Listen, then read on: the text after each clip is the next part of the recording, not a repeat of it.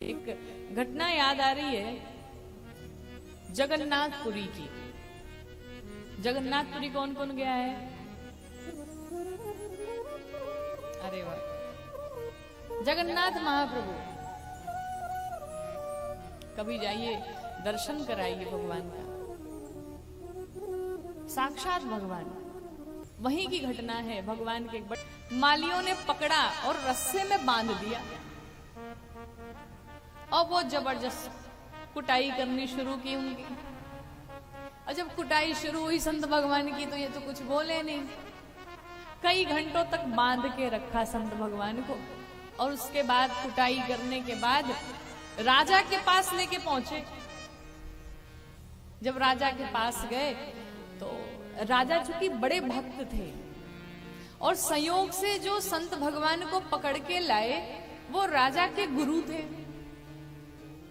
अब जब राजा के पास माली पकड़ के लेके गए, सरकार इन्होंने चोरी की अपने बगीचे में, इन्होंने चोरी की अपने बगीचे में। तो राजा तो पहचान गया, कहा महाराज आपने चोरी की?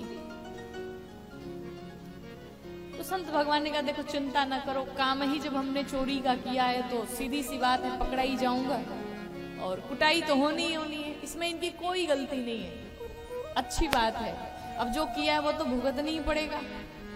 तो राजा ने पूछा एक बात बताओ महाराज, आपको चोरी करने की जरूरत क्या पड़ गई? ये आपका पूरा बागीचा है, आप क्यों चोरी की? आप एक बार आदेश कर देते तो पूरा बागीचे का फल आपको दे देते। कहा मैंने चोरी नहीं की, मुझे चोरी करवाई गई जबरदस्ती। कहा आपको चोरी कराई गई? किसने कराई? कहा वही छलिया मोहन है, और दूसरा कौन हो सकता है?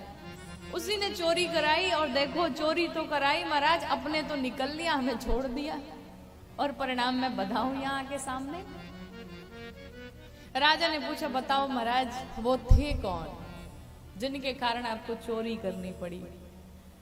संत भगवान ने कहा वो कोई और नहीं था, वो मेरे वृंदावन बिहारी लाल थे, वो मेरे जगन्नाथ प्रभु थे, वो मेरे बिहारी जी थे, वो मेरे श्री ठाकुर जी थे। राजा ने जैसे ही सुना कि मेरे बागीचे में भगवान चोरी करने के लिए आए थे, मेरे बागीचे में भगवान फल खाने के लिए आए थे, उस राजा ने कहा ये तो मेरा परम सौभाग्य है, अब जाकर के भगवान से कह देना कि उन्हें चोरी करने की कोई आवश्यकता नहीं।